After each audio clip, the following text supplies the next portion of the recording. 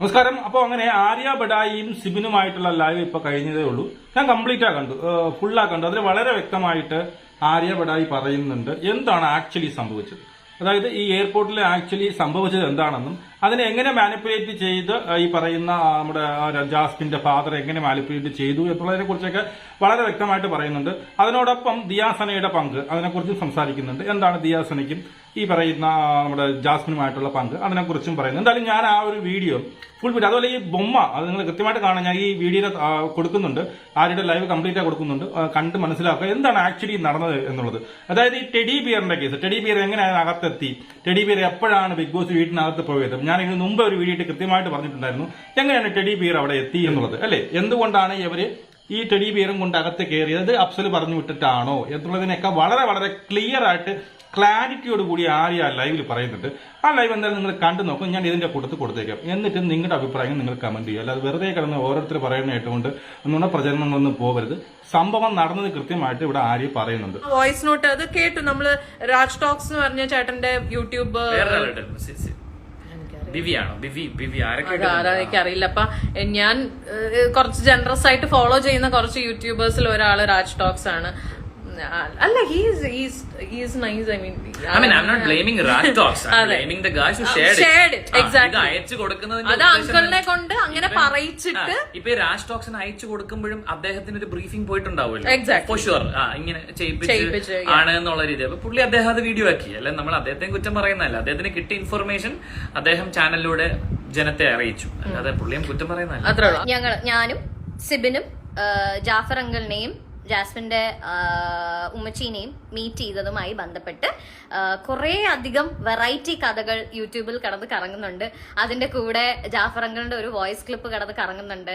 അപ്പം എല്ലാത്തിനും കൂടി ഒരു ക്ലാരിറ്റി നിങ്ങൾക്ക് തരണം എന്നുള്ള ഒരു തോട്ട് കൊണ്ടിട്ടാണ്. കാരണം ഞങ്ങൾ രണ്ടുപേരും കൂടെ ആണല്ലോ എയർപോർട്ടിൽ പോയത്. അപ്പൊ കഥ പറയുമ്പോൾ ഞങ്ങൾ രണ്ടുപേരും വേണം. എന്താണ് ഞാൻ ആര്യോടും നിങ്ങളോടൊക്കെ വളരെ മര്യാദയ്ക്കാണ് വിട്ടേക്കുന്നത്. എന്നെ കുറിച്ച് ആവശ്യമില്ലാത്ത, ഞാൻ പറഞ്ഞല്ലോ, ആവശ്യമില്ലാത്ത കാര്യങ്ങളൊക്കെ ലൈവിൽ വന്നിരുന്ന് പിന്നെ ആര്യോട് എന്തെങ്കിലും എന്നെ കുറിച്ച് ആവശ്യമില്ല. ഞാൻ നിങ്ങളോട് ഒരു വെറുപ്പോ ഒരു വൈരാഗ്യമോ ഒന്നും വെച്ച് ഞാൻ പുലർത്തിയിട്ടില്ല. മര്യാദയ്ക്ക് സംസാരിച്ചിട്ടേ ഉള്ളൂ. മര്യാദയ്ക്ക് സംസാരിച്ച് നമ്മൾ മര്യാദയ്ക്ക് പിരിഞ്ഞാണ്. പിന്നെ ടെഡി ബിയർ എങ്ങനെ കൊടുത്തേന്നോ ഇതൊക്കെ ഞാൻ നിങ്ങളോട് പറയേണ്ട കാര്യമൊന്നും എനിക്കില്ല. പിന്നെ എന്താണെന്ന് എനിക്ക് പറയേണ്ട കാര്യമില്ല. എന്നെ കുറിച്ച് ആവശ്യമില്ലാത്ത ലൈവിൽ എന്തെങ്കിലും പറയുമ്പം പിന്നെ ചുമ്മാ ഞാനും കയറിയിരുന്ന അത് ഇതൊക്കെ പറയും. ഞാൻ നിങ്ങളെ ആരെ ഉപദ്രവിക്കാൻ പറ്റത്തില്ല, എന്നെ ഉപദ്രവിക്കാൻ പറ്റുമെന്ന് പറഞ്ഞേക്കണം കേട്ടോ. ആവശ്യമില്ലാതെ എന്നെ ഉപദ്രവിക്കാൻ പറ്റരുത്. ഞാൻ നിങ്ങളെ ആരും ഒരു കാര്യത്തിന് ഷിബിനൊക്കെ എന്റെ മോളെ കുറിച്ച് പറഞ്ഞേക്കുന്ന പച്ചയ്ക്ക് പറഞ്ഞേക്കുന്ന എന്തൊക്കെയാണെന്ന് എനിക്കറിയാം. പക്ഷെ അതൊന്നും നിങ്ങൾ കണ്ടിട്ട് അതിനെക്കുറിച്ച് ഒന്നും ഞാൻ നിങ്ങളോട് ആരോടും ഒന്നും ചോദിച്ചില്ല. അത് ഞാൻ മടയനാണു എന്ന് ധരിക്കരുത്. അപ്പൊ ഞാൻ വിചാരിച്ചിരിക്കുന്നത് എനിക്ക് ആരോട് കയറി വേണ്ടെന്ന് വിചാരിച്ചിട്ടാണ്. നിങ്ങൾ ലൈവിൽ പോവുകയോ എന്തെങ്കിലും പോവുകയോ, ഞാൻ ആര്യ ഉണ്ടായിരുന്നെന്ന് മാത്രമേ ഞാൻ അതിൽ പറഞ്ഞിട്ടുള്ളൂ. വേറൊന്നും ഞാൻ പറഞ്ഞിട്ടില്ല ആര്യെ കുറിച്ചൊന്നും. ആവശ്യമില്ലാത്ത ഞാൻ പറയാത്ത കാര്യങ്ങളും അത് ഇതൊക്കെ കയറിയിരുന്ന് പറയരുത്. ഉള്ള കാര്യം ഞാൻ പറയാം. എക്സാക്ട്ലി. അല്ല, ഇതിപ്പം നമ്മൾ കേട്ടത് ജാഫർ അങ്കിളിന്റെ വോയിസ് ക്ലിപ്പാണ്. സിബിന്റെ ഫോണിലേക്ക് ജാഫർ അങ്കിൾ ഇപ്പൊ അയച്ചതാണ്. ജാഫർ അങ്കിൾ വല്ലാണ്ട് പാനിക് ആവുന്നു. അപ്പൊ ഈ വീഡിയോ അങ്കിള് കണ്ടോണ്ടിരിക്കുകയാണെങ്കിൽ അങ്കിള് വിഷമിക്കേണ്ട ആവശ്യമൊന്നുമില്ല. ഇത് എല്ലാവരുടെയും വിചാരം ഞങ്ങൾ എന്തോ ജാസ്മിൻ അഗേൻസ്റ്റും ജാഫർ അങ്കിളിന് അഗേൻസ്റ്റും ഉമ്മച്ചിക്ക് അഗേൻസ്റ്റും സംസാരിക്കാൻ വന്നിരിക്കണമെന്നാണ് നിങ്ങളുടെ വിചാരമെങ്കിൽ നിങ്ങൾക്ക് തെറ്റി. അതിനല്ല ഞങ്ങൾ വന്നിരിക്കണത്. ഞങ്ങളുടെ പേര് അനാവശ്യമായ കുറെ പുതിയ കഥകൾ ആ പേരിൽ വരുന്നു. ഞങ്ങളുടെ ഫോട്ടോസ് വെച്ചിട്ട് പുതിയ പുതിയ കഥകൾ, അത് ഓരോരുത്തർ ഉണ്ടാക്കിക്കൊണ്ടിരിക്കുന്ന കഥകളാണ്. അതങ്ങനെ അല്ല എന്ന് പറയാൻ വേണ്ടിയിട്ടാണ് ഞങ്ങൾ ഈ ലൈവിൽ വന്നിരിക്കുന്നത്. ഞങ്ങൾ ശരിക്കും പറഞ്ഞ എയർപോർട്ടിൽ കണ്ടത് ഭയങ്കര കൺസേൺഡ് ആയിട്ടുള്ള പാരന്റ്സിനെയാണ് ഞങ്ങൾ കണ്ടത്. ഞങ്ങൾ അത് ഡിസ്കസ് ചെയ്യാൻ ചെയ്തു. അതായത് മകളെ ഭയങ്കരമായിട്ട് പുറത്ത് ആൾക്കാർ സോഷ്യൽ മീഡിയയിലാണെങ്കിലും ഒക്കെ ഭയങ്കരമായിട്ട് സൈബർ ബുള്ളി ചെയ്യുന്നു.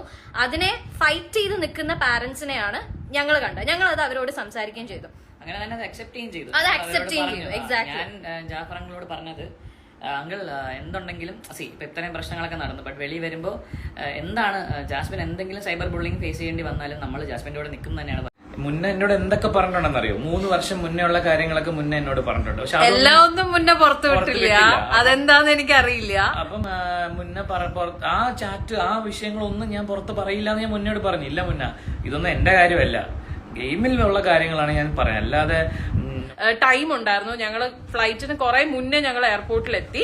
അപ്പൊ ഞങ്ങള് യൂട്യൂബില് വീഡിയോസ് കണ്ടോണ്ടിരിക്കുകയായിരുന്നു. ആ സമയത്ത് പ്രൊമോ വന്നു. അങ്കിൾ ജാഫർ അങ്കിളും ഉമ്മച്ചിയും വീട്ടിലേക്ക് കയറുന്നതിന്റെ പ്രൊമോ അപ്പൊ യൂട്യൂബിൽ വന്നു. അത് ഞങ്ങൾ കണ്ട് അടുത്ത യൂട്യൂബേഴ്സിന്റെ ഒക്കെ ഓരോരുത്തരുടെ വീഡിയോസ് ഇങ്ങനെ കണ്ടോണ്ടിരിക്കുമ്പോഴാണ് പെട്ടെന്ന് അതേ ഷർട്ട് ഇട്ട ഒരാള് സൈഡിൽ കൂടെ പോകുന്നു. അപ്പൊ ഞാൻ പെട്ടെന്ന് എന്നോട് ചോദിച്ചു, ഞാൻ പോയി മിണ്ടട്ടെ, അങ്കിള് ചീത്ത വിളിക്കുവോ, എന്താവും, പോയി സംസാരിക്കട്ടെ എന്ന് ചോദിച്ചു. ഞാനാണ് പറഞ്ഞത് ധൈര്യമായിട്ട് പോയി സംസാരിച്ചു, ഒരു കുഴപ്പമില്ല. നേരെ പോയപ്പം അങ്കിൾ അവിടെ സ്മോക്കിംഗ് റൂമിൽ സിഗരറ്റ് വലിക്കാൻ നിൽക്കുമായിരുന്നു. അപ്പൊ ഞാൻ തുറന്നിട്ട് ആദ്യം അങ്ങളോട് പറയുന്നത് നെഞ്ചുവേനുള്ള ആളാണ് ഇങ്ങനെ സിഗരറ്റൊക്കെ വലിക്കാവോന്ന് വെച്ചു. അപ്പൊ പുള്ളി മോനെ ടെൻഷൻ കൊണ്ടാണെന്ന് പറഞ്ഞു. എന്നിട്ട് എന്നെ മനസ്സിലായോ സിബിനാണ്, എനിക്കറിയാം മോനെ എന്നൊക്കെ പറഞ്ഞു. എന്നിട്ട് ഞാൻ പറഞ്ഞു അങ്കിൾ എന്താ ഗെയിം ഇതിനുള്ളിൽ ഞാൻ പറഞ്ഞ കാര്യങ്ങളൊന്നും അങ്കിൾക്ക് വിഷമമൊന്നും ഉണ്ടാക്കിയിട്ടില്ലെന്ന് പറയുമ്പോൾ അങ്കിൾ എന്നോട് ആദ്യം പറഞ്ഞ കമന്റ്, മോനെ ഇത് ഞാനൊരു ഗെയിം സ്പിരിറ്റിൽ എടുക്കുന്നു, ഗെയിമാണ്, അതൊന്നും എനിക്കൊരു പ്രശ്നമുള്ള കാര്യമില്ല, അതൊക്കെ ഞങ്ങൾ അങ്ങ് വിടും, ഞാനായാലും എന്റെ വൈഫാണെങ്കിലും എന്റെ മോളാണെങ്കിലും അതൊക്കെ വിടും, അതൊന്നും ഒരു വിഷയമല്ല. ഞാൻ പറഞ്ഞു അങ്ങനെ എന്തെങ്കിലും പുറത്ത് വന്നിട്ടാണെങ്കിലും ഞങ്ങൾ സംസാരിക്കുന്നൊക്കെ ഗെയിമിന്, അതൊക്കെ എനിക്കറിയാം, എന്റെ മോളുടെ ഗെയിം നീ വിമർശിക്കണം, എന്റെ മോള് ചെയ്യുന്ന എല്ലാം ശരിയാണെന്ന് പറയരുത്, വിമർശനങ്ങൾ ഉണ്ടാവണം എന്ന് ജാഫർ അങ്കിളാണ് പറയുന്നത്. ജാഫർ അങ്കിള് എല്ലായിടത്തും പറഞ്ഞിട്ടുണ്ട്, എന്റെ അടുത്ത് മാത്രമല്ല, അങ്കിള് കൊടുത്ത ഇന്റർവ്യൂവിലും അങ്കിൾ ആ സ്റ്റാൻഡിൽ തന്നെയാണ്. തെറ്റ് കണ്ടാൽ വിമർശിക്കണം, എപ്പിസോഡിലും അങ്കിൾ അങ്ങനെ തെറ്റ് ചെയ്തു കഴിഞ്ഞാൽ വിമർശിക്കണം എന്ന് പറഞ്ഞത്. ഞാൻ ആക്ച്വലി സായി അകത്ത് കയറുന്നുണ്ട് എന്ന് ഞാൻ അറിഞ്ഞിട്ട് ഞാനാണ് സായിയെ വിളിച്ച് പറഞ്ഞത്, അകത്ത് പോയിട്ട് നീ ജാസ്മിനോട് ഞങ്ങളുടെ എതിർപ്പ് അറിയിക്കണമെന്ന്. അതിന്റെ പേരിലാണ് സായി ആക്ച്വലി ആ വീടിനുള്ളിൽ ജാസ്മിൻ ഇരുത്തി പറഞ്ഞിട്ടുണ്ടായിരുന്നു. പറഞ്ഞപ്പോ തന്നെ ബിഗ് ബോസ് ഇടപെട്ട് പുറത്തെ കാര്യങ്ങൾ ചർച്ച ചെയ്യാൻ പാടില്ലെന്ന് പറയും, സായിയെ പണിഷ് ചെയ്യുകയും ചെയ്തു. എന്നിട്ട് ജാസ്മിൻ ജയിലിലേക്കാണോ നോമിനേഷനിലേക്കാണോ എന്നറിയില്ല, സായിനെ നോമിനേറ്റ് ചെയ്തപ്പോ ഈ റീസൺ പറഞ്ഞു, വെളിയിലെ കാര്യങ്ങൾ എന്റെ അടുത്ത്. അപ്പൊ അങ്കിള് പറഞ്ഞു ആ സമയത്തെങ്ങാനും എന്റെ മോളെ എന്റെ കൈ കിട്ടിയിരുന്നെങ്കിൽ കാണായിരുന്നു എന്ന് അങ്കിള് വളരെ ജോവിയലായിട്ട് പറഞ്ഞു. അപ്പൊ ഈ ജാസ്മിൻ ആർമി എന്ന് പറയുന്നില്ല, ബിക്കോസ് നമുക്കറിയില്ല അത് ജാസ്മിൻ ആർമിയാണ് ആരാന്നൊന്നും. ജാസ്മിന്റെ ഒഫീഷ്യൽ ഗ്രൂപ്പിൽ വന്ന വീഡിയോ ഞാൻ അങ്കിള് സമ്മതിച്ചു, ഇത് അവളുടെ ഒഫീഷ്യൽ ഗ്രൂപ്പ് ആണെന്നുള്ളത് ഞാൻ ഇവരോട് ചോദിക്കും അങ്കിള് ഉറപ്പ് തന്നു. യെസ്, ഒരു വീഡിയോ, ഒരു വോയിസ് നോട്ട് ഉണ്ടായിരുന്നു സിബിനെ പണിയാം എന്ന് പറഞ്ഞിട്ട്. അത് സിബിൻ അന്ന് സോഷ്യൽ മീഡിയയിൽ ഷെയർ ചെയ്ത സാധനം നമ്മൾ അങ്കിളിനെ അവിടെ വെച്ച് കേൾപ്പിക്കുന്നു. അപ്പൊ അങ്കിള് പറയുകയും ചെയ്തു, ഈ ജാസ്മിൻ വാരിയേഴ്സ് എന്ന് പറയുന്നത് നമുക്ക് അറിവുള്ള ഗ്രൂപ്പാണ്, നമ്മൾ അതില് ഭാഗമായിട്ടുള്ള 2 ഗ്രൂപ്പേ ഉള്ളൂ എന്ന് പറഞ്ഞു. അങ്കിള് ഇങ്ങോട്ട് പറഞ്ഞതാണ്. സിബിന്റെ ഒരു കോള് വരുന്നു, അതൊരു ത്രെഡ് കോളാണ്, ഒരു ഭീഷണി കോളാണ്. എന്റെ വീട്ടിൽ വിളിച്ച കോളാണ്, എന്റെ വീട്ടിൽ വിളിച്ച് പറഞ്ഞാണ്. സിബിന്റെ മമ്മിക്ക് ഒരു കോള് പോയിട്ടുണ്ടായിരുന്നു. എന്നെ വിളിച്ചിട്ട് ഇങ്ങനെ ഒരു ആള് വിളിച്ചിട്ട് ഇങ്ങനെ പറഞ്ഞു, നീ എന്തിനാണ് എല്ലാ ചാനലിലും പോയിരുന്ന് ഇങ്ങനെ. ഈ ഒരു ടെഡി ബെയറിന്റെ കാര്യം അങ്കിള് ഞങ്ങളോട് ഇങ്ങോട്ടാണ് പറയുന്നത്. അപ്പൊ അങ്കിള് പറഞ്ഞു അതിന് തൊട്ട് മുമ്പാണ് ആക്ച്വലി ഗബ്രീന്റെ ഒരു കേസ് അങ്കിള് മെൻഷൻ ചെയ്തു. അപ്പൊ അവിടെയൊക്കെ ഞങ്ങൾക്ക് ഫീൽ ചെയ്തത് ഒരു പാരന്റ്സിന്റെ നാച്ചുറൽ കൺസേൺ ആണ്. അതിപ്പോ ഏതൊരു പാരന്റ് ആണെങ്കിലും അങ്ങനെ റിയാക്ട് ചെയ്യത്തുള്ളൂ. അങ്കിളിന് ഒട്ടും താല്പര്യമില്ലായിരുന്നു അവരുടെ ആ ഒരു ബോണ്ടിങ്, അതെന്തോ ആയിക്കോട്ടെ, ആ ഒരു ബോണ്ടിങ് അങ്കിളിനാണെങ്കിലും ഉമ്മച്ചിക്കാണെങ്കിലും താല്പര്യമില്ല. In fact actually told me, uncle എന്നോട് പറഞ്ഞെന്ന് പറഞ്ഞാൽ ഞങ്ങൾ പുറത്തിറങ്ങിയിട്ട് ഇന്റർവ്യൂസ് ഒക്കെ നടക്കുന്നത് കണ്ടിട്ട് ഗബ്രീൻ അങ്കിൾ ഫോൺ ചെയ്ത് ഗബ്രിയോട് പറഞ്ഞു, മോനെ ഇനി നീ ജാസ്മിനെ കുറിച്ച് പബ്ലിക്കിൽ സംസാരിക്കരുത്, നീ ഇപ്പൊ ഈ ഉമ്മ കൊടുക്കുന്നതും കെട്ടിപ്പിടിക്കുന്നതും തെറ്റാണോന്ന് നീ ഇനി സംസാരിക്കണ്ട, നീ ഓൾറെഡി സംസാരിച്ചല്ലോ ഗെയിമിനകത്ത്, മതി, ഡൺ. ഇനി എന്റെ മോളുടെ പേര് നീ പുറത്ത് പറയരുത്. ന്യായമായിട്ടുള്ള ഒരു ആവശ്യം. ഗബ്രി തിരിച്ചു പറഞ്ഞു, അതെ ഞാൻ ഇനി ഒരിക്കലും അങ്ങനെ ചെയ്യില്ല എന്ന് പറഞ്ഞു. ആ മാറ്റർ അവിടെ തീർന്നു. ഈ കാര്യം അങ്കിൾ ഞങ്ങൾ ഡിസ്കസ് ചെയ്തു.